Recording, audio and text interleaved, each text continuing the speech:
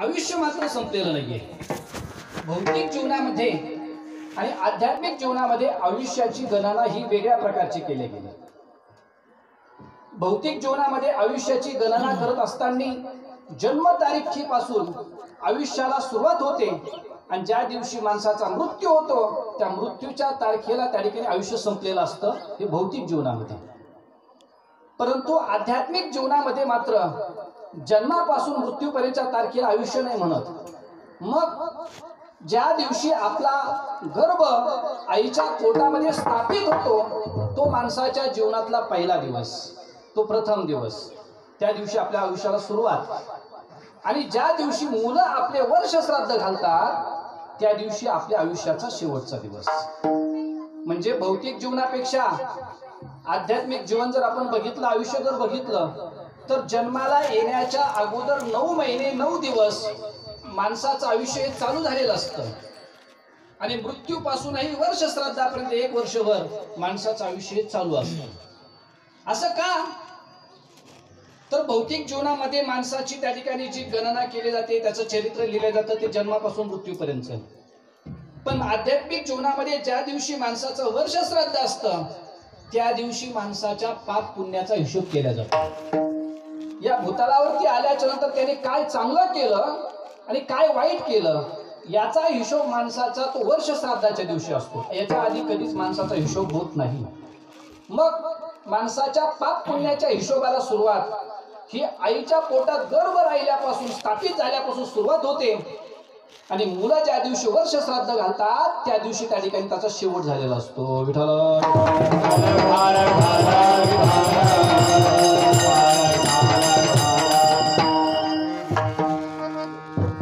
माणसाच्या जीवनाचे 3 टप्पे होतात बघा. आईच्या उदरातला 9 महिने 9 दिवसाचा एक टप्पा, जन्मापासून मृत्यूपर्यंत हा दुसरा टप्पा आणि मृत्यूपासून तर मुलं वर्ष श्राद्ध घालतायत त्या वर्ष श्राद्धापर्यंतचा कितवा टप्पा? तिसरा टप्पा. असे 3 टप्प्याचं माणसाचं जीवन आहे. ज्यावेळेस त्या ठिकाणी मनुष्य आईच्या उदरात असतो तो पहिला टप्पा आणि जन्मापासून मृत्यूपर्यंतचा दुसरा टप्पा आणि मृत्यूपासून वर्ष श्राद्धापर्यंतचा तिसरा टप्पा. असे 3 टप्पे आहेत. तर माणसाच्या पाप पुण्याचा हिशोब तिथून सुरुवात होतो. आता एखाद्या वेळेस तुमच्या लक्षात आला असेल, लक्षपूर्वक जर तुम्ही ऐकलं असेल तर लक्षात येईल, एखाद्या वेळेस शंका येईल काही माणसांना की आईच्या उदरात असताना तुम्ही म्हणतात पाप पुण्य होतं आणि परत मृत्यू झाल्यापासून परत वर्ष श्राद्धापर्यंत पाप पुण्य होतं. तर मग यामध्ये आम्ही आईच्या उदरात असताना काहीच करत नाही, मग तरी सुद्धा पाप पुण्य कसं काय? आणि परत मृत्यू झाल्यापासून वर्ष श्राद्धापर्यंतही आम्ही काहीच करत नाही, मग पाप पुण्याचा हिशोब कसा? तर त्याचं उत्तर असं आहे, आईच्या उदरात असताना आपण नाही पाप पुण्य करत, नाही करत आपण पाप पुण्य, आपण शांत असतो. पण आपले आईवडील जे पाप पुण्य करतात ते आपल्याला भोगावं लागतं. थोडंसं लक्षपूर्वक ऐका. आईच्या उदरात असताना आपण नाही पाप पुण्य करत, पण आईवडील जे पाप पुण्य करतात ते आपल्याला भोगावे लागतात. आणि जन्माला आल्यापासून मृत्यूपर्यंत आपणच पाप पुण्य करतो आणि आपणच भोगतो. मृत्यू झाल्यापासून वर्ष श्राद्धापर्यंत आपण नाही पाप पुण्य करत, पण आपले मुलं जे पाप पुण्य करतात तेही आपल्यालाच भोगावे लागतात. म्हणजे आईच्या उदरात असताना आपलं आयुष्य हे आईवडिलांच्या हातात आहे, जन्मापासून मृत्यूपर्यंत आपलं आयुष्य आपल्या हातात आहे आणि मृत्यू झाल्याच्या नंतर वर्ष श्राद्धापर्यंत आपलं आयुष्य आपल्या, बोला ना, कुणाच्या हातामध्ये? मग मुलांच्या हातामध्ये आपलं आयुष्य जातं. तिथं त्या ठिकाणी मुलं जे पाप पुण्य करतात तीही त्या ठिकाणी ते आपल्यालाच भोगायची वेळ येते. म्हणजे आईच्या उदरात असताना सुद्धा त्या ठिकाणी मनुष्य शिकतो. जसं आहे ना, आता त्या ठिकाणी शिक्षण पद्धती निघल्यात ना. पहिलं मुलगा 6 वर्षाचा झाल्याच्या नंतरच त्याला शाळेत घालायचे, किंवा 6 वर्षाचा झाला हे कशावरून ठरवायचे? जन्मतारीख तर माहित नसायची. मग शाळेत गेले की त्याला काय करायला लावायचे? कानाला हात लावायचे. कानाला हात लावला की, कानाला हात लागला की समजायचं आता हे 6 वर्षात झाला. आणि मग गुरुजी तिथं जन्मतारीख टिपायची आणि तिथं त्या ठिकाणी त्याला शाळेत घ्यायची. पण आता तशी पद्धत नाहीये.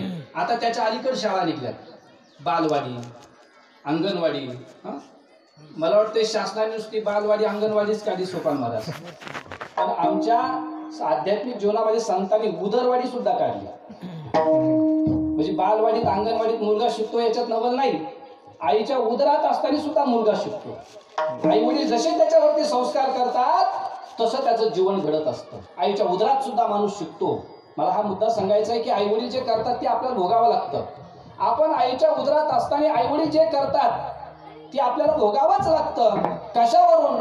त्याच्याकरता त्या ठिकाणी बरेच उदाहरणं त्या ठिकाणी शास्त्राने दिली आहेत. शास्त्र सांगताय की आईच्या उदरात असताना सुद्धा संस्कार होतात. त्याच्यामध्ये 3 संस्कार सांगितलेत. एक गर्भाधान संस्कार, दुसरा पुसंवन संस्कार आणि तिसरा शिमंत नयन संस्कार. हे संस्कार करत असताना आई बापाने काळ वेळाचं बंधन जर पाळलं तर त्या ठिकाणी चांगली संतती जन्माला येते. आणि हे संस्कार करत असताना आई बापाने काळ वेळाचं बंधन जर नाही पाळलं तर वाईट संतती जन्माला येते. महाराज म्हणतात एखादा मुलगा जर वाईट निघला तर तो मुलाची त्या ठिकाणी चूक नाहीये. मुलगा चाळे करतोय, लोकाला त्रास देतोय, जाय तिकडे पिढी लोका कोणालाही त्रास देतो. लहानपणीच त्या ठिकाणी तो त्रास देतोय. त्याचं वयही झालेलं नसतं अजून व्यसन करायचं तरी व्यसन करतो. त्याचं वयही झालेलं नसतं शिवाय द्यायच्या, मोठं लोकाला मागं बोलायचं पण तरी सुद्धा शिवाय देतो, मागं बोलतो. महाराज म्हणतात की त्याची चूक नाहीये. तर ही चूक कोणाची आहे? ती आई बापाची. महाराज म्हणतात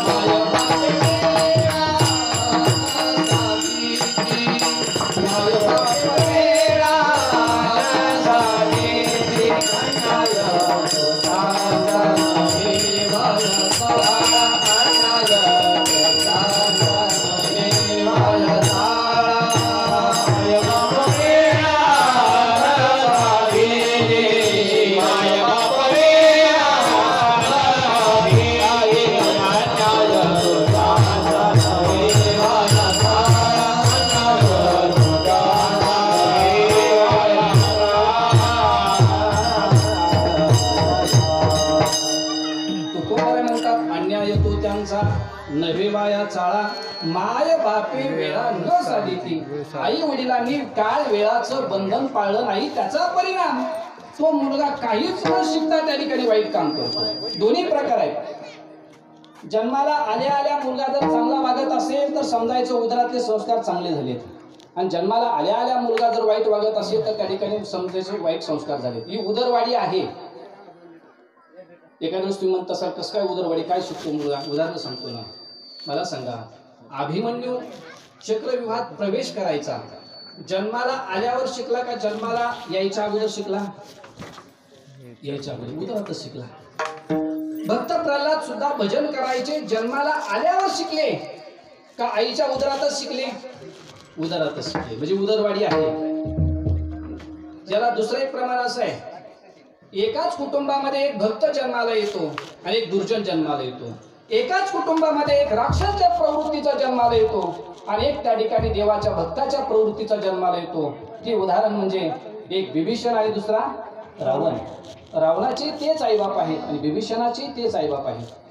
पण विभीषणाच्या वेळेला काळ वेळाचं बंधन पाळलं, योग्य संस्कार झाले तर विभीषणासारखी चांगली संतती जन्माला आली. आणि रावणाच्या वेळेला काळ वेळाचं बंधन पाळलं नाही तर रावणासारखी वाईट संतती जन्माला आली. देवाने अवतार एकच घेतला, राम अवतार, पण एकाकडून राज्य हिसकावून घेतलं आणि दुसऱ्याला राज्य फुकट दिलं. फुकट त्या ठिकाणी देऊन टाकलं. एका भावाकडूनच हिसकून घेतलं आणि भावालाच दिलं. काय कारण? त्याला हेच कारण आहे की त्या ठिकाणी काळ वेळाचं बंधन. आई वडिलांच्या उदरामध्ये जाऊन हे पुराणातले उदाहरण तुम्हाला नाही लक्षात आले तर चालू उदाहरण सांगतो. मुलगा शिकतो नाही पोटामध्ये, त्याच्याकरता आम्ही असं कीर्तनाला फिरतो. मग कीर्तनाला एखाद्या घरात बसलो की मग तिथं दर्शनाला लोक येतात. मग दर्शनाला आल्याच्या नंतर कोण येतं दर्शनाला? 2 वर्ग येतात. एक आजोबा नाही तर नातू. मधला वर्ग नाही येत. आजोबा नातवाला घेऊन येतात सोबत. त्या नातवाच्या हातात मोबाईल असतो. आजोबांनी दर्शन केलं ते नातवाला म्हणते घी दर्शन. त्याच्या हातात मोबाईल असतो का नाही, मी नाही घेत, ते बाजूला पळतं. मग वडील त्याच्या आजोबा त्याचं मुंडकं दाबते, पायावर दाबते, कर कर दर्शन कर. दर्शन करतं ते बाजूला पळायला लागतं लगेच. मग ते आजोबा म्हणतात, महाराज हा नातू आहे आमचा, अजून शाळेत जात नाही, एक 3-4 वर्षच वय आहे त्याचं, पण सारा मोबाईल खेळत, व्हॉट्सअप, फेसबुक, अजून काय तरी म्हणजे सारं फोन लावता येतो, युट्यूब चालवता येतो, सारं येतं याला. मला सांगा, ते 3च वर्षाचं आहे, अजून कोणत्याच वाढीत गेलं नाही, तरी सुद्धा ते व्हॉट्सअप चालतं. शिकल्याशिवाय तर माणसाला काही येतच नाही. मी कशावरून चालवतं हे? त्याची आई उदरात, म्हणजे हा उदरात असताना व्हॉट्सअपच खेळले असेल ना, आराम करायचा, व्हॉट्सअप शिवाय दुसरं काय आराम करत असतो. मग ते आल्याच व्हॉट्सअप चालित होते. त्याचा परिणाम असा आहे की आईच्या उदरात सुद्धा त्या ठिकाणी मुलगा शिकतो, त्याच्यावर सुद्धा संस्कार होतात. म्हणून जन्माला येण्याच्या अगोदर आपलं आयुष्य हे कुणाच्या हातात आहे? आई वडिलांच्या हातात आहे. आणि जन्माला आल्याच्या नंतर आपलं आयुष्य ते आपल्या हातात आहे. आपण जे करतो हेच त्या ठिकाणी आपल्याला भोगावं लागतं. केले कर्म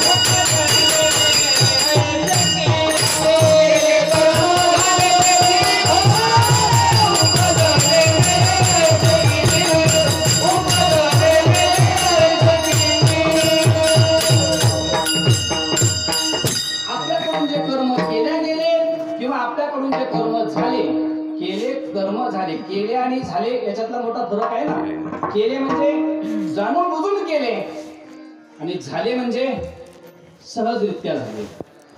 एखाद्या वेळेस माणसाकडून पाप करायचं नसतं पण होतं. चालता चालता पायाखाली त्या ठिकाणी मुंगी तुटल्या जाते, माहित नसतं खाली मुंगी काय. मग ती मुंगी मारली नाही आपण, मुंगी मेल्या गेली, झालं ते कर्म आपल्याकडून. आणि केलं माहित असून सुद्धा त्या ठिकाणी आपल्या गळ्यात माळ आहे, माहिती आहे त्याला आज एकादशी आहे, पण तरी सुद्धा तोंडात तंबाखू टाकतो.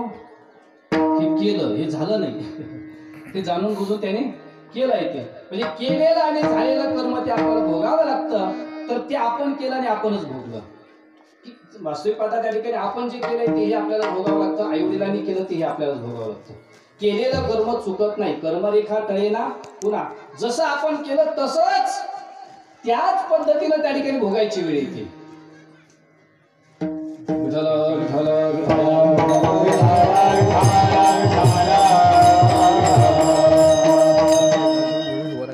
एका माणसाला अर्धांगवायूचा आजार झाला आणि सर्व आजारात अवघड आजार आहे तो म्हणजे अर्धांगवायूचा आजार. तसं आजार सारेच अवघडच असतात, सोपे नसतात कोणते. आणि आता तर आलेला आजार कोरोना तर खूपच अवघड आहे. ज्याला झाला त्याला तर त्रास आहेच, पण ज्याला नाही झाला त्याला बी त्रासच. तर त्याच्यामुळे याला घरात बसावं लागतं, लाखो रुपयाचं नुकसान करावं लागतं. दुसरे आजार असे की ज्याला झाला त्यालाच त्रास, पण हा आजार असा नाही ज्याला झाला त्याला नाही, ज्याला नाही झाला त्याला बी त्रासच आहे. या आजारातून लाखो रुपयाचं नुकसान झालं नाही असा कोणीच सुटला नाही. सारे त्याच्यात आलेच, त्याच्यामध्ये सर्वांचंच नुकसान झालं. असं म्हणजे अर्धांगवायूचा आजार झाला, घरात पडून राहिला म्हातारा. वयाच्या शेवटी त्या ठिकाणी अर्धांगवायूचा आजार झाला. मुलाची कंपनी ड्युटी होती, त्यांनी ड्युटी थांबवली. 2-3 महिने सेवा केली, शेवटी तोही वैतागला. त्याने विचार केला आता कंपनी बंद आहे, म्हणजे कंपनी जाणं बंद आहे, पगार बंद आहे, मग काय करायचं आपण आता. पत्नीला सांगितलं तू सेवा कर, मी कंपनीत जातो. उत्पन्न बंद पडलं, आपला पगार बंद झाला, काय खायचं घरामध्ये. मग पत्नी सेवा करायला लागली, तिनं 2-3 महिने सेवा केली, तो कंपनीत जायला लागला. तर एक दिवस त्या पतीला विचारलं न्यावं, तुम्ही ड्युटीला जातात, तुमच्या वडिलांची सेवा मी करते, करायला पाहिजे सासू सेवा, हे त्या ठिकाणी खरं आहे. पण आता खूपच अर्धांगवायूचा आजार म्हणजे मला त्याला उचलावं लागतं. जेवणही त्याच ठिकाणी, त्यांची विष्ठाही तिथंच पडते. ज्या हाताने स्वयंपाक करायचा त्याच हाताने त्यांची विष्ठा काढावी लागते, त्याच हाताने त्या ठिकाणी स्वयंपाक करावा लागतो, त्याच हाताने जेवावं लागतं. घरात वास सुटला, खूप किळस आली, मला काहीतरी करा तुम्ही आता, याच्यातून आपल्याला मुक्तता मिळाली पाहिजे. या विचार केला काय करावं नेमकं आता. मग त्याला बराच विचार करून आठवलं की काशीला जर माणूस मेला तर त्याला मोक्ष मिळतो. मग आपण काय करू, वडिलाला घेऊन जाऊ, गंगेत लुटून देऊ, त्यांनाही मोक्ष भेटेल आणि आपल्यालाही त्यांच्याकडून सुटका भेटेल. सकाळच्या वेळेला वडिलाकडे गेला, वडिलाला सांगितलं, दादा मी तुम्हाला काशीला घेऊन जातो म्हणजे. तो विचार करायला लागला, घरीच सेवा करायला वैतागला, पण आता काशीला घेऊन चालला. पण काशीला घेऊन जातो म्हणतोय, आणतो कधी काही म्हणत नाही, जातोच म्हणतोय नुसतं. पण ठीक आहे चल म्हणजे. तो जीवनाला वैतागलाच होता. ट्रेन केली, रेल्वेला त्या ठिकाणी तिकीट काढून गेली. काशीला गेल्याच्या नंतर सकाळच्या वेळेला स्नान करण्याकरता गंगेत गेले. गंगेत गेल्यानंतर छातीत त्याला पाणीत नेलं वडिलांना. एक तांब्या वडिलाच्या डोक्यावर टाकला, तांब्या पत्नीकडे दिला, आता दोन्ही हात धरून वडिलांना लोटायचं. तर वडिलांनीच याचे दोन हात पकडले, सांगितलं मला माहिती आहे तू कशा करता आणलं काशीला, तू लोटायलाच आणलं मला, पण एक काम कर, इथं नको लोटू, मग थोडंसं पुढं नाही आणि थोडंसं त्या पाण्यात लुटून दे. तुम्ही काय हरकत आहे, इथं लोटलं काय तिथं लोटलं काय, इथं खोल पाणी आहे, तुम्हाला कुठं पोहता येते, उभाच राहता आहे ना, लोटल्याबरोबर पडताना तुमचा जीव जाईल. तो नाही असं नको करू, थोडंसं पुढं नेऊन लोट. पण तो झालं काय, काय नाही म्हणे, माझ्या बापाला मी इथंच लोटलं होतं म्हणजे नाही चुकत ते आपण केले. भोगिल्याची भोगातो ना सुटे, भोगिल्याची भोगातो ना सुटे, भोगिल्याची भोगातो ना सुटे, भोगिल्याची भोगातो ना सुटे, जगतिया मान संचिताचा भोगा, वारकतिया मान संचिताचा भोगा,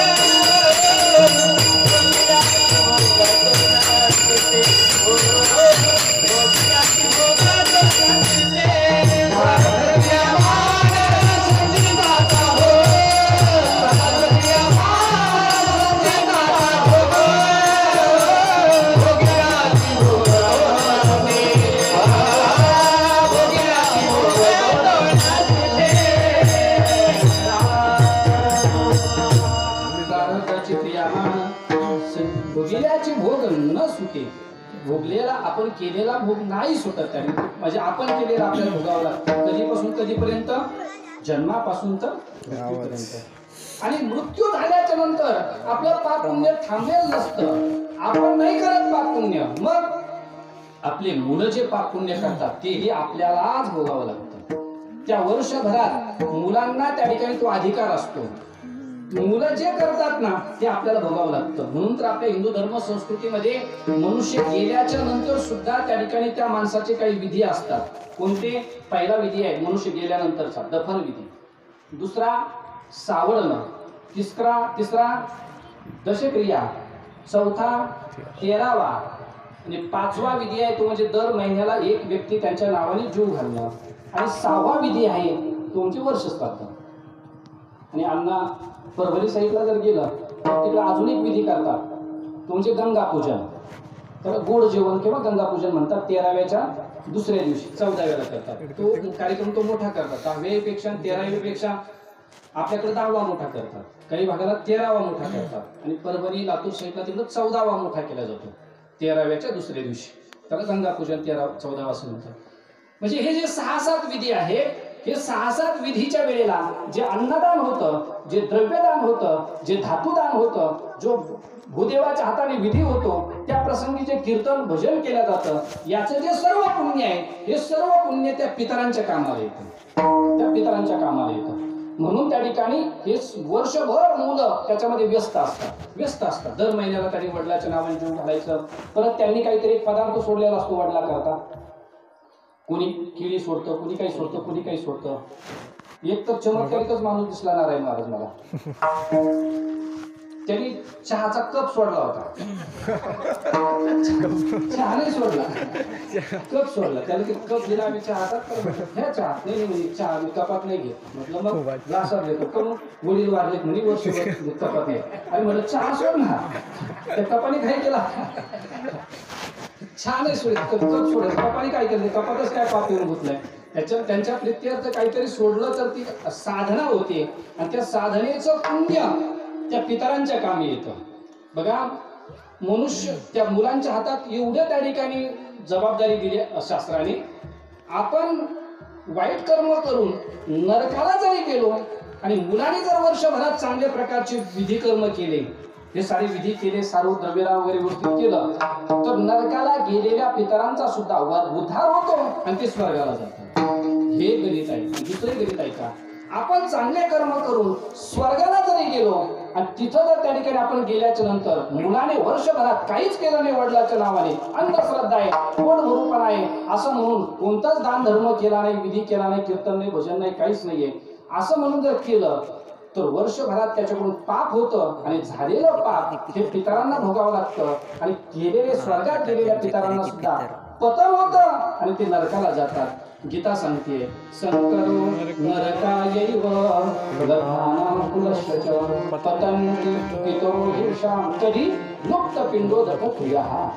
पिंडाची क्रिया जर लुप्त झाल्या तर स्वर्गाला गेलेल्या पितरांचं सुद्धा काही पतन होतं. स्वर्गाला गेलेले पितर सुद्धा त्या मुलाच्या नावाने बोंबा मारतात. अहकटा त्याचे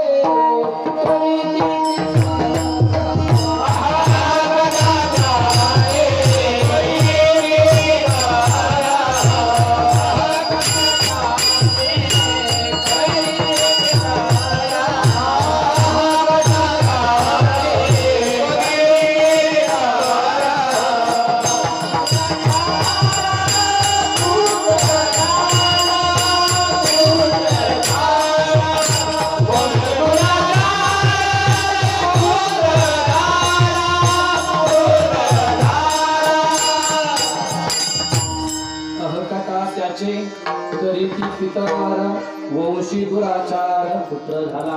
वंशात दुराचार करणारा जर मुलगा जन्माला आला तर त्याचे पितरवर बोंबा मारतात. काका त्याचे तरी ती पितर. म्हणून तर त्या ठिकाणी वाईट मुलगा जर जन्माला आला तर हे फळ आहे. त्याकरता तुकोबाराय म्हणतात की आपल्या कुळामध्ये एक तरी वैष्णव जन्माला आला पाहिजे. जर नाही वैष्णव जन्माला आला तर काय होतं, कुळी नाही एकही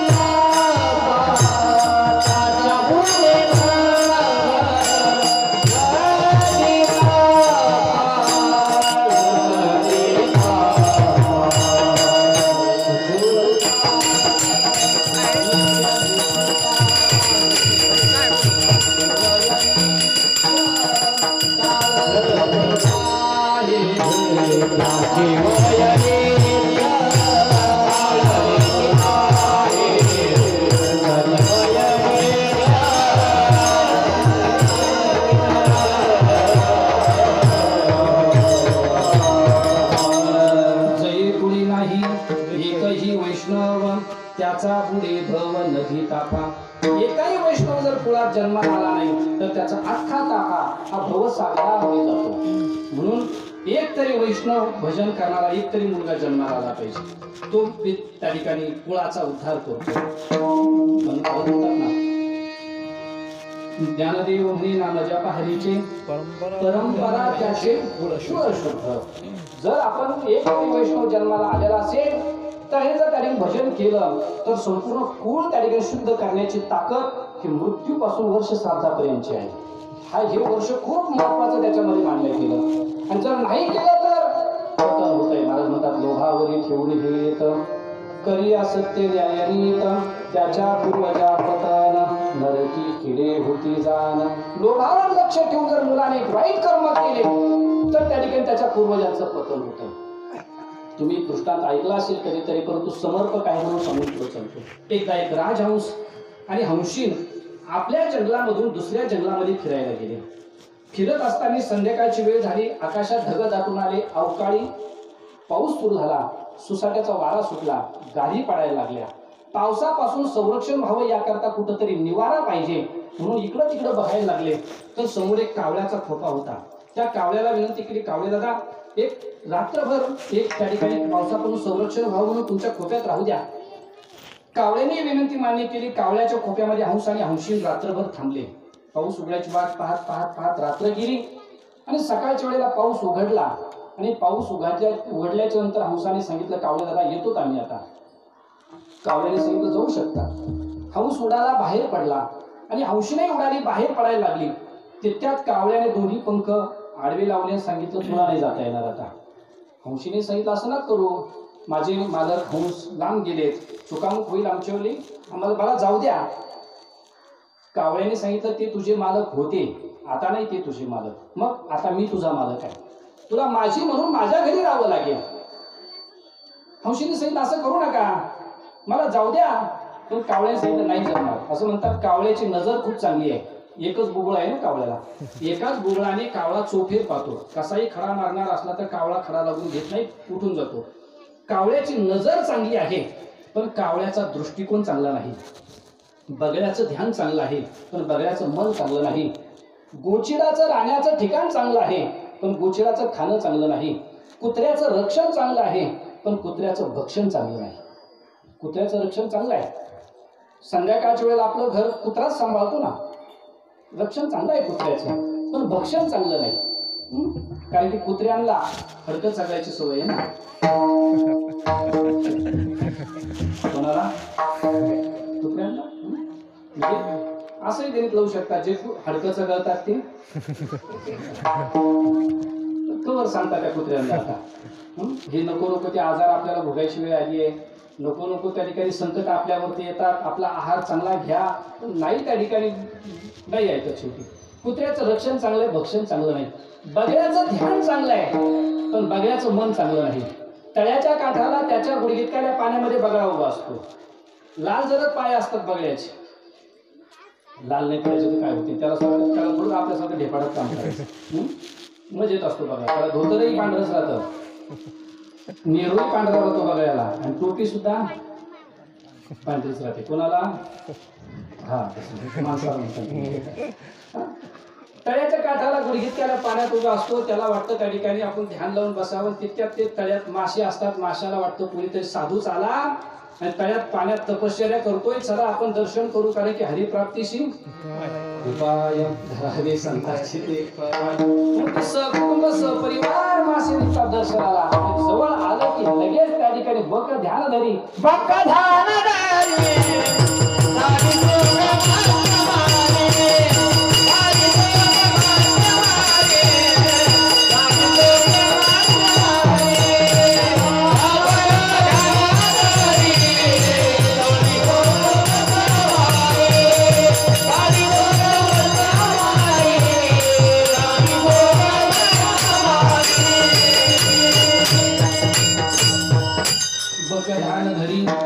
डावी सोंग किंवा सोंग डावी मत्स्य आमारी.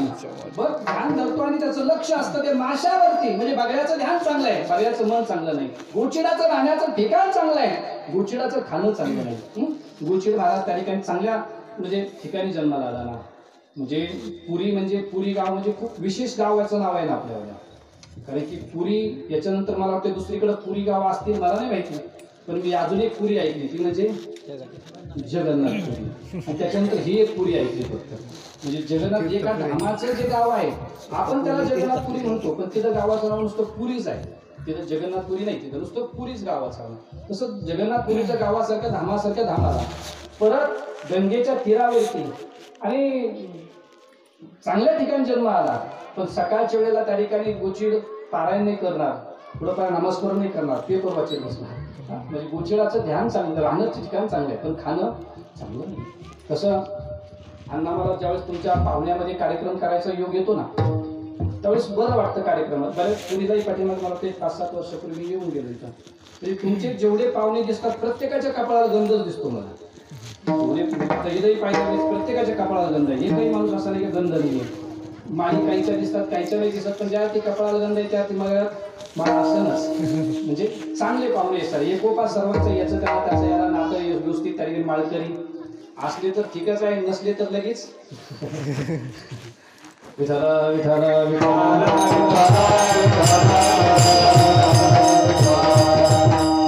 बगड्याचं ध्यान चांगलं आहे, बगड्याचं मन चांगलं नाही, गोचिडाचं राहण्याचं ठिकाण चांगलं आहे, खाणं चांगलं नाही. तसं कुत्र्याचं कावळ्याची नजर चांगली आहे, कावळ्याचा दृष्टिकोन चांगला नाही. वाईट नजरेनं कावळा हंशीकडे पाहायला लागला, तुला नाही जाऊ देणार. हंसाई पाठीमागाला हंसाने विनंती केली, कावळे दादा माझी हंशी मला द्या, असं करू नका. काही केल्या हंस तरी म्हणजे कावळा हंशीने द्यायला तयार नव्हता. शेवटी हंसाने कोर्टात याचिका दाखल केली. कोर्टामध्ये कावळ्याला खेचलं. न्यायाधीशाने विचारलं त्या ठिकाणी हंसाला काय तक्रार आहे. हंसाने सांगितलं न्यायाधीश साहेब एक रात्रभर या कावळ्याच्या खोक्यात मुक्कामाला थांबलो. सकाळच्या वेळेला या कावळ्याने माझी हंशीन बळकावली. माझी हंशीन मला द्या, मला न्याय द्या साहेब. कावळ्याने विचारलं तुझी काय तक्रार आहे. कावळ्याने सांगितलं न्यायाधीश साहेब हंशीन माझ्या घरी राहते, तिला माझ्या घरी राहायला आवडतं, मला पाहिजे ती हंशीन. न्यायाधीशाने विचार केला कोणाच्या बाजून निकाल द्यायचा. हंशीन हंसाची म्हणावं तर ती कावळ्याच्या घरी राहते, आणि हंशीन कावळ्याची आहे म्हणावं तर हंशीन हंसाची असते, कावळ्याची नसते. कोणाच्या बाजून निकाल द्यायचा. त्यांनी सांगितलं पुढच्या तारखेला यामध्ये.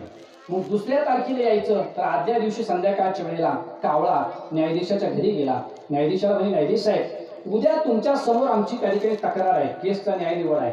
उद्या त्या ठिकाणी आमच्या केसचा निकाल देत असताना हंशीन हंसाची नसून कावळ्याची आहे असा निकाल द्या.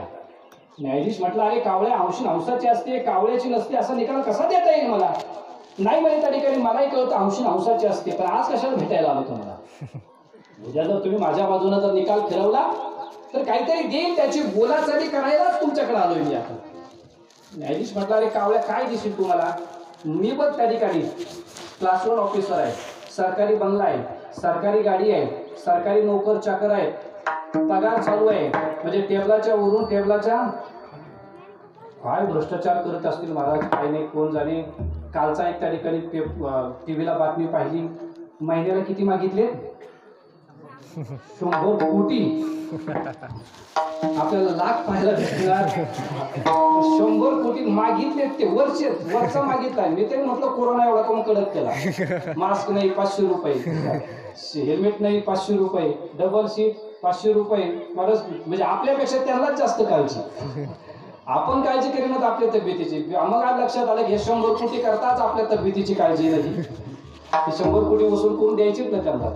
मग त्याच्यामुळे त्याला ते आपल्या तब्येतीची काळजी घ्यावी लागते. पण वाईट आहे महाराज तो प्रसंग. एखादा मनुष्य 500 रुपये खिशात टाकतो सकाळच्या वेळेला, गंगापूरला म्हणा औरंगाबादला तो निघालेला असतो, त्याला 100-200 रुपयाची वस्तू आणायची असते, 100-200 रुपयाचं पेट्रोल टाकायचं असतं, आणि संध्याकाळी येत असताना 100 रुपयाचं काहीतरी त्या मुलांना खायला आणायचं असतं घरामध्ये. पण हे अलीकडंच शिट्टी मारतात लोक. हेल्मेट नाही, मास्क नाही, लायसन नाही, म्हणजे पियुष काढली नाही, आणि लगेच त्याच्याकडून ते 500 रुपये घेऊन टाकतात. आणि मग ते 500 रुपये घेतल्यावर तो नाराज होऊन घरी येतो.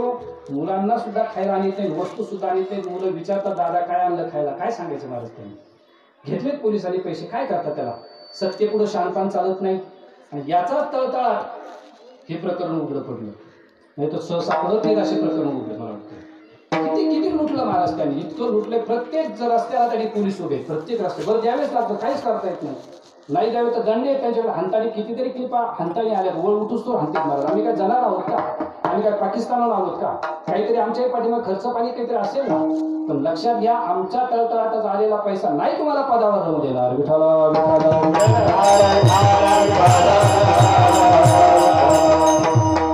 न्यायाधीशाने सांगितलं तुला काय दिसेल तुम्हाला सांग ना. माझ्याकडे एवढे कोट्याने पैसे पडले, तू काय दिसेल कावळ्या. तुझ्याकडे काडक्याच खोपा आहे फक्त. कावळा म्हटला न्यायाधीश साहेब एवढं हलकट नका समजू ना मला. मग सध्याच्या काळामध्ये किंवा माणसाच्या आयुष्यामध्ये फक्त माणसाला गरज पडते ती फक्त कावळ्याचीच गरज पडते, दुसऱ्या कोणाचीच गरज पडत नाही. लॉकडाऊन मध्ये तर कोणाचीच गरज नव्हती. एका लग्नाला आम्ही गेलो, मुलाचा मामा नंतर आला होता, लग्न लागलं कोणाचीच गरज पडत नाही. आता फक्त 10व्याला फक्त कावळ्याची वाट पाहायची गरज पडती फक्त वर्ष त्याला. कावळा म्हटलं मला एवढं हलकट नका समजू.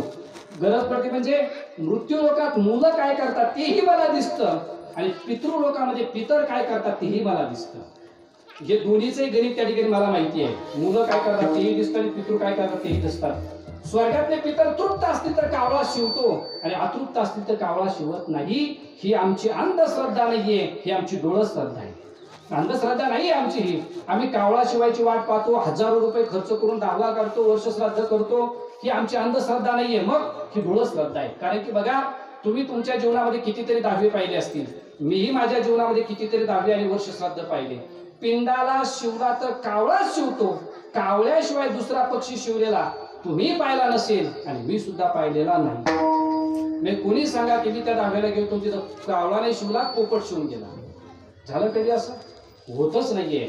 बरोबर कावळा येतो, शिवतो महाराज त्या ठिकाणी. ही अंधश्रद्धा नाही, डोळश्रद्धा आहे. पण आजकाल सुशिक्षितपणाच्या नावाखाली जे संस्कृती टिकवतात त्यांना आडाणी ठरवायचं आणि आपले निपरे आवळ चिवळ कपडे घालून स्वतःला सुशिक्षित बनवायचं आणि म्हणजे श्रद्धाळू म्हणजे आम्ही डोळस आहोत असं दाखवून द्यायचं लोकांना. तर ते तुमचं शिक्षण जाईल कुठं कोणाला माहिती. आता 2-4 पुस्तकं शिकले म्हणजे जुन्या लोकांना आडाणी ठरवायचं आणि स्वतःला शहाणपणा करायचा. आम्ही जी परंपरा टिकवली ही आमची अंधश्रद्धा आणि आडाणी परंपरा नाही. सुशिक्षितपणा कुणीकडे चालला कोणाला माहिती मला जाता. खाली बसून जेवणं गावडळपणा, उभ्यानी जेवणं सुशिक्षितपणा, वडीलधाऱ्या माणसाचं दर्शन करणं गावडळपणा आणि वडीलधाऱ्या माणसाला उद्धटपणे बोलणं सुशिक्षितपणा. पतीला आवाजावर घालून जे बोलणं दर्शन करणं गावडळपणा आणि त्याला आरे तुरेल बोलणं सुशिक्षितपणा होऊन बसला त्याच्यामध्ये. असं स्वयंपाक खाली बसून करणं गावडळपणा, उभ्यानी करणं सुशिक्षितपणा. परवा तर आम्ही त्या पुणे साईडला गेलो, त्यांनी कीर्तन झाल्यावर सांगितलं जेवण करा महाराज. आता ठीक आहे म्हटलं. आम्ही बैठकीत मग कपडे वगैरे काढायला तिथे खाली बसायचं, तर ते इथं नाही बसायचं आपल्या जेवायला. मग आतमध्ये डायनिंग टेबल आहे ना त्याच्यावर बसायचं. केलं सहन बरं, ते डायनिंग टेबलवर बसलो. आता आपल्याला मांडी घालून बसवायची सवय, त्यांनी डायनिंग टेबलवर तेही सहन केलं. नंतर ते ताटा आले मोकळेच, नंतर ते चमचे आले 3 टोकाचे 2 टोकाचे गोल चौकोनी. आता म्हणजे भांडणं करायचे का जेवण करायचे ते चमचे आले नंतर, तर ते चमचे बी सहन केले. नंतरचे पुढचं जे दृश्य होतं ना ते माऊली महाराज ते सहन करायला होतं. आम्ही बोललोच जरा, कारण की ती जेवायला वाढायला जी बाई आली ना ती चपला घालूनच आली. आता ते कसं काय सहन नाही. म्हटलं बाई आम्हाला आता ते पाणी फिरवायचंय, देवाला नैवेद्य दाखवायचा आहे आणि असं चपला घातलेला नैवेद्य देवाला कसं काय चालत. तुम्ही ते चपला तर काढा. ती म्हणजे महाराज तुम्ही टेन्शन घेऊ नका, हे जेवायला वाढायच्या चपला आहेत नाही. म्हणजे अत्यंत सुशिक्षितपणा चालला तिकडे आता. आणि आपण संस्कृती टिकवतो, आपण गावडळ, आपण कपडे चांगले घालतो, शेंडीपासून पायापर्यंत गावडळ आपण, आणि आपले निपरे आवळ चिवळ कापलं घालतात, तो सुशिक्षितपणा होऊन बसला. मला हे सांगायचं आहे, कावळ्याने सांगितलं त्या ठिकाणी पितृलोकात पितर काय करतात तेही मला दिसतं आणि मृत्यू लोकात मुलं काय करतात तेही मला दिसतं. उद्या जर तुम्ही माझ्या बाजूने निकाल दिला, म्हणजे कोणता हौशी हंसाची नसून कावळ्याची, असा जर निकाल दिला तर तुम्हाला तुमचे पितर कुठे आहेत सध्या ते दाखवून देईल तुम्हाला. आणि न्यायाधीश म्हटलं ठीक आहे, काय हरकत आहे, सुटलं त्याच्या तोंडाला पाणी, उद्या तुझ्या बाजूने निकाल नाहीतरी आम्हाला कोण विचारताय असं म्हणतात. त्या ठिकाणी सर्वोच्च त्या ठिकाणी जे असते ते न्याय देवता असते. कोर्टाने सांगितलं निकाल दिला की मग तिथं कोणाचंच काही चालत नाहीये. पण काय झाले सध्या कोर्ट सुद्धा जे सत्तेवाल्याकडूनच निकाल देते, म्हणजे सत्तेत नाही त्यांच्या विरोधात निकाल देतात. पण कोर्टाने ते उद्या ये म्हणजे कोर्टामध्ये दुसऱ्या दिवशी कोर्ट भरलं आणि कोर्टामध्ये त्या ठिकाणी न्यायाधीशाने कावळ्या हंसाला विचारलं काय तक्रार आहे कावळ्या हंसाने सांगितलं न्यायाधीश साहेब या कावळ्याचे उपकार आहेत माझ्यावरती. एक रात्रभर त्याने मला निवारा दिला पावसापासून, पण सकाळच्या वेळेला त्याने जर माझी हंशी बळकावली नसती तर मी आयुष्यभर कावळ्याचे उपकार विसरलो नसतो. माझी हंशी मला द्या, मी उपकार विसरणार नाही. निवारा दिलाय त्याने मला. कावळ्याने विचारलं तुझी काय तक्रार आहे. कावळ्याने सांगितलं न्यायाधीश साहेब ऐका, शासनाचं धोरण आहे सर्व धर्म समभाव. जो आपल्या जातीत लग्न करतो त्याला शासन काहीच देत नाही, पण जो त्या ठिकाणी आंतरजातीय विवाह करेल त्याला शासन काही कोर्ट सर्टिफिकेटही देतं, संरक्षणही देतं, अनुदानही देतं. मी कावळा असताना हंशीनी संग लग्न करतोय म्हणजे उलट त्या ठिकाणी मला हंशीन तर द्याच, सर्टिफिकेटही द्या, ते अनुदानही द्या आणि संरक्षणही द्या. उद्या हंसाने माझ्यावर हल्ला नाही केला पाहिजे. केला हल्ला तर तो गुन्हेगार झाला पाहिजे, मी नाही गुन्हेगार. आणि कायदा होताच महाराज तसा, त्याचं ठरलंही होतं. त्या न्यायाधीशाने टोल वाजवला, सांगितलं हंशीन जरी हंसाची असली पण ती कावळ्याच्या घरी राहते आहे, कावळा आंतरजातीय विवाह करून शासनाचं धोरण राबवतोय, त्याच्यामुळे नियमात बसतं हंशीन कावळ्या कावळ्याला सन्मानपूर्वक देण्यात येते आहे. हंशी कावळ्याला सन्मानपूर्वक दिली. कावळा हंशीला घेऊन निघून गेला. हंसही नाराज झाला, निघून गेला. कावळ्याने हंशीने घरी खोट्यातून सोडली. न्यायाधीशाच्या घरी गेला. न्यायाधीशाला सांगितलं, न्यायाधीश साहेब, तुम्ही माझ्या बाजूला निकाल देऊन तुमचं तुम्ही काम केलं, आता माझं काम राहिलंय तुमचं करून द्यायचं. काय? आईवडील दाखवून द्यायचे, कुठे तुमचे सध्या, आता चला तुमची गाडी बाहेर काढा, मी आकाशातून चालतो. आकाशातून कावळा उडत उडत निघला. न्यायाधीशाची गाडी जमिनीवरून त्याने चालत चालत त्याने एका जंगलाच्या तोंडाला नेली. सांगितलं, न्यायाधीश साहेब गाडीतून खाली उतरा. न्यायाधीश गाडीतून खाली उतरला. घाण वास सुटला होता. न्यायाधीशाने तोंडाला रुमाल लावला. सांगितलं, कावळ्या काय सांगायचं ते लवकर सांग, घाण वास सुटला, मी एक मिनिट सुद्धा इथं थांबू शकत नाही. कावळ्याने सांगितलं, ठीक आहे सांगतो. तुम्ही जो वास तुम्हाला घाण येतोय तो समोर एक सारखा किडा दिसतोय की दिसतोय, त्या किड्याचाच तो वास आहे. त्या किड्याला 2 मुंग्या वारुळाकडे ओढतायत, दिसतंय का? म्हणजे तुम्हाला म्हणजे दिसतंय. ज्या 2 मुंग्या सारख्या किड्याला वारुळाकडे ओढतायत त्या 2 मुंग्यातली एक तुमची आई आहे आणि तुमचा बाप आहे त्यातला. न्यायाधीशाने तोंडावर मारून घेतलं, माझ्या आई बापाला अशी सारखा किडा मुंगी होऊन नरकात पचायची वेळ आली कस काय? कावळ्याने वरूनच सांगितलं, ज्या आई बापाचा मुलगा खोटा निकाल देतो त्याच्या आई बापाची अशीच गत होते. लोभावरी ठेवून हेत तरी असत्य न्यायनीत त्याच्या पूर्वजापतन नरकी पुढे होती. का करायचंय वर्ष श्राद्ध? तरी मुलांच्या हातात आई बापाचं आयुष्य आहे. मृत्यूपासून तर वर्ष श्राद्धापर्यंत हे जे 6-7 विधी आहेत, हे 6-7 विधी केले तर त्या पुण्याच्या जोरावर पितरांची उर्दुगती टिकून राहते. म्हणून जीवनात आल्यानंतर खूप खूप नियमात जीवन जगावं लागतं, खूप नियमामध्ये. मी 3 टप्पे सांगितले, पुन्हा एकदा सांगतो आणि सेवा थांबवतो. पहिला टप्पा आईच्या उदरातला, दुसरा टप्पा जन्मापासून मृत्यूपर्यंतचा, तिसरा टप्पा त्या ठिकाणी मुलांचा. म्हणजे पहिलं आयुष्य आपलं आईवडिलांच्या हातात, दुसरं आयुष्य आपलं आपल्या हातात आणि तिसरं आपलं आयुष्य आपल्या मुलांच्या हातामध्ये. आणि त्यामुळं खूप चाकोरीत जीवन जगलं पाहिजे. जे कर्म चांगले आहेत, जे आपण आईवडीलही आपण आहोत, आपणही आपण आहोत आणि आपण मुलं बी आहोत. आपली मुलं चांगली झाली निघली पाहिजे, आपलंही जीवन चांगलं झालं पाहिजे आणि आपल्या मुलाने सुद्धा आपल्यावरती चांगले संस्कार केले पाहिजेत. याकरता काही कर्म असे करूच नाही, काही कर्म केलेच पाहिजेत आणि काही कर्म केले तरी चालतात आणि नाही केले तरी चालतात. कोणते कर्म असे केलेच पाहिजेत तेच नाथ महाराज आग्रहाने पहिल्या चरणात करारे बापानो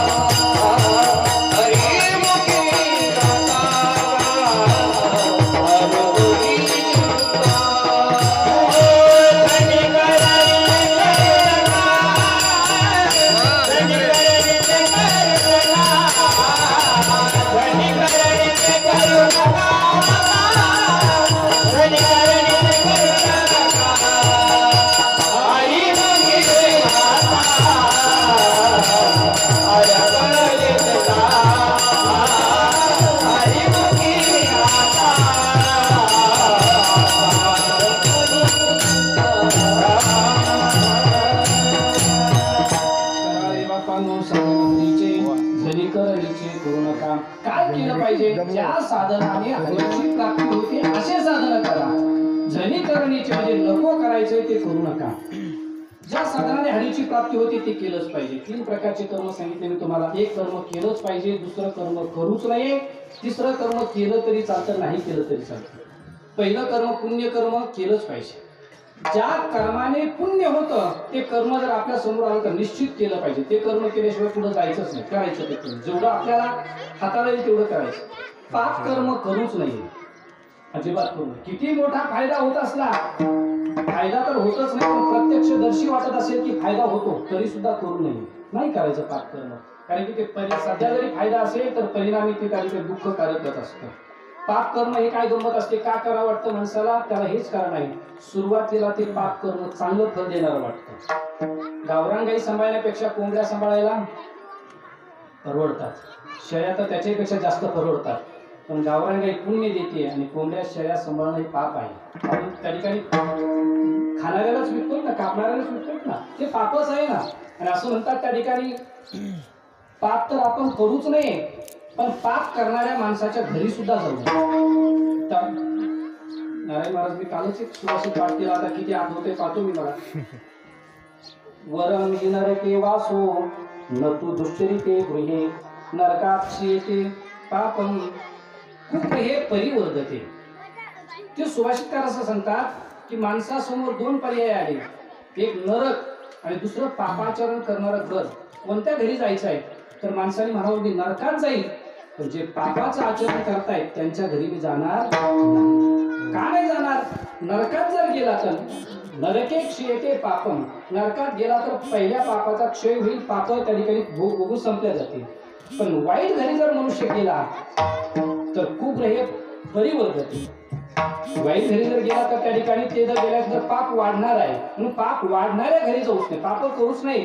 पण ज्या घरी पापाचं आचरण होत आहे त्या घरी सुद्धा जाऊ नये. मग करा रे पापानो साधन हरीचे जनी करणेचे करू नका, जे नको करायचं ते करू नका. म्हणजे कोणता संसाराधिक कर्म असे आहेत ते नाही केले तरी चालतात, काही होत नाही नाही केले तर.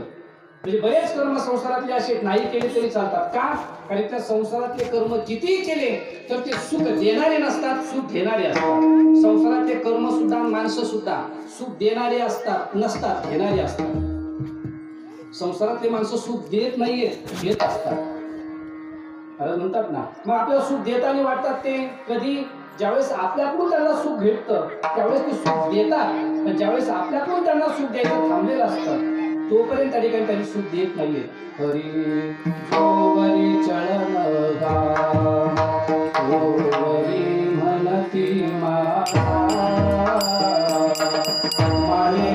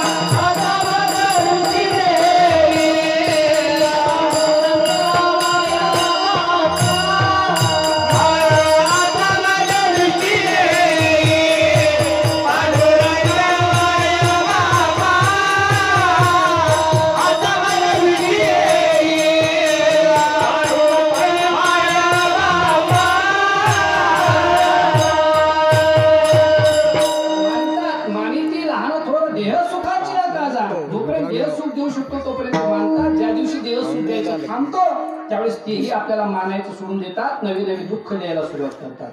संसारात गंमत अशी असते, माझ्या मनासारखं झालं पाहिजे, दुसऱ्याच्या मनासारखं व्हावं ही संसारात स्थिती नाहीये. कोणाला वाटतं माझ्या मनासारखं झालं तर भलं झालं आणि माझ्या मनासारखं नाही झालं तर मग वाईट झालं. असं कीर्तनाला फिरत असताना 1 तासभर आम्ही त्या गावात पोहोचतो आणि 1 तासभर पोहोचलो की कुठेतरी बसायची व्यवस्था केलेली असते. ज्या घरी बसायची व्यवस्था केली तिथं जर आम्ही गप्पा काढल्या, कोणत्या साऱ्यांच्या गळ्यात माळी आहेत का, गाथा ज्ञानेश्वरी भागवत वाचतात का, आळंदी पंढरपूर पैठणची वारी करतात का, अशा गप्पा काढल्या तर ते दिलं तर पाणी देतात त्याला.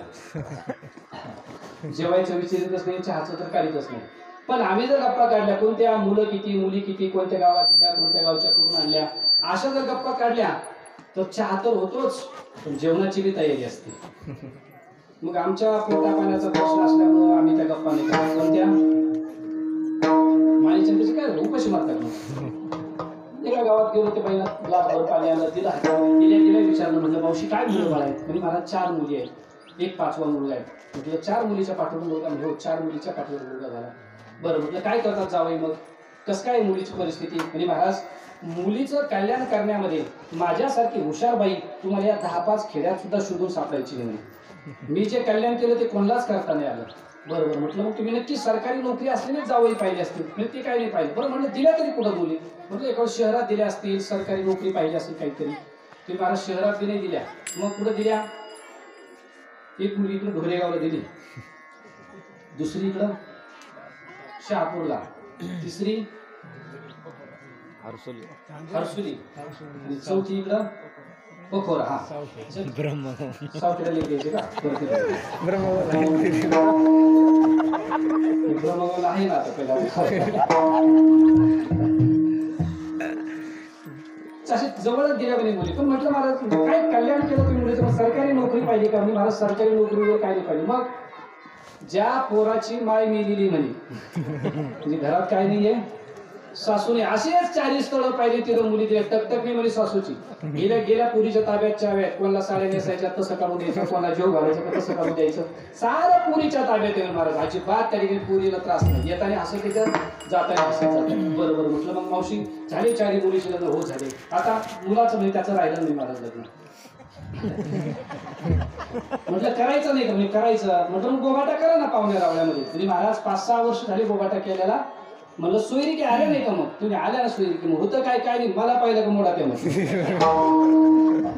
मला म्हणजे तुम्हाला जर याच्यावर काही तोडगा माहित असला तर सांगा म्हणे महाराज आपण या ना का 25-30 हजार रुपये खर्च तुमच्या संस्थेला कामं येतील आपण देऊन टाकते मी पण तोडगा करा जेणेकरून की पोराचं लग्नच जमलं पाहिजे मी म्हटलं मावशी येतो ना तोडगा येत नाही बरं का पण म्हटलं येतो आता काय करतो म्हटलं अरे मला वाटतं असा जर तोडगा आला ना माऊली महाराज कोणाला लई धंदा होईल उगं त्याचं 1-2 सोयीके जमल्या पाहिजे त्याच्या हातात त्याने तोडगा करून काही प्रत्येक गावात 10-20 नवरदेव आहेत ना असे किती का खर्च करायला तयार लाखांनी रुपये द्यायला तयार म्हटलं मावशी आहे ना तोडगा काय तोडगा आहे महाराज किती खर्च येईल म्हटलं 1 रुपया खर्च येणार नाही गुण म्हटलं 100% येईल पण काय करावं लागेल काय नाही म्हटलं तुमची ऐकून घ्यायची तयारी असली तर सांगतो काय सांगा ना महाराज काय हरकत आहे पैसे लागत नाही गुण 100% आहे सांगा काय करावं काय नाही म्हटलं मावशी तुमचा दावा झाला 13 वेळेला सुपारीच फुटली पाहिजे म्हणलं लगेच मला म्हणजे माझ्या घरात बसून माझी माझ्याची वाट पाहता का म्हटलं मावशी तुम्हाला काय इच्छा आहे आपल्या मुलीला सासू असली पाहिजे मग 4 इच्छा देवाने तुमच्या पूर्ण केल्या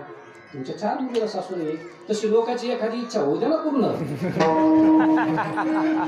काय हरकत आहे त्याच्यामध्ये ही संसारातली गंमत अशी आपल्या मनासारखं झालं पाहिजे दुसऱ्याच्या मनासारखं हो अथवा न हो कारण करा अरे बापा नो साधना जने करा निश्चय करू नका जेणे नाही जन्म यमाची आता ना आयुष्या साधना करा साधनाचे सार मंत्र विजय हरी आत्मतत्व धरी तुझे एक कोटी कोटी यज्ञ नित्यजाचा नियम एक हरिनाम जपता घडे एका जनार्दनी न धावा संशय निश्चय रूप हरिमुखी गाता हरी चिंता तया न मागुता जन्म घेणे विठोबा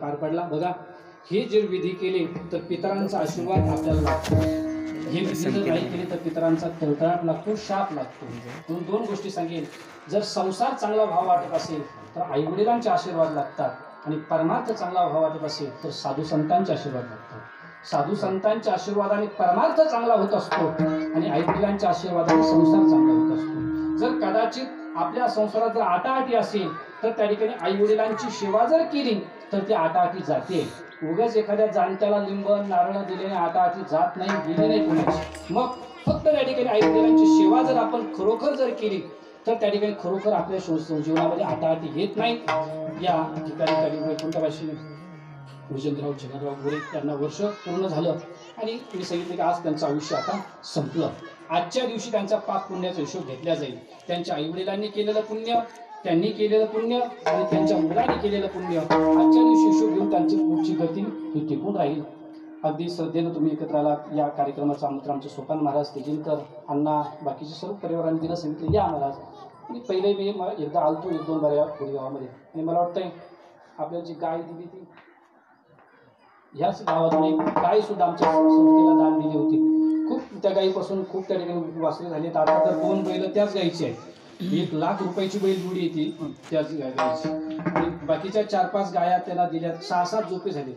आणि ती गाय अशी मिळाली की ती म्हणजे धार काढीत राहील तर कवर दूधच देते. आता 12 महिने झाली ती येऊन ती अजून बी दूध देते. आता म्हातारी झाली ती, त्यामुळे आता काही ते पुढची लागवड नाही, पण अजून बी दूधच देते. त्याचं वासरू त्या ठिकाणी चांगलं पेठायला आलं, पण तरी सुद्धा दूध देते. म्हणजे पारमार्थिक गाव आहे. पुरीसारखं त्या ठिकाणी पारमार्थिक वारसा असलेलं गाव आहे. अशीच आपली श्रद्धा वृद्धिगत व्हावी आणि वैकुंठवासी भुजंगराव मोरे यांना सद्गती प्राप्त व्हावी अशी सदिच्छा व्यक्त करून झालेली सेवा शांतीब्रह्म एकनाथ महाराजांच्या, सद्गुरू गोरक्षनाथ महाराजांच्या, भगवान पांडुरंगाच्या चरणी अर्पण करून सेवेला याच ठिकाणी पूर्ण विराम. ज्ञानेश्वर. पण आयुष्य मात्र संपलेलं नाहीये.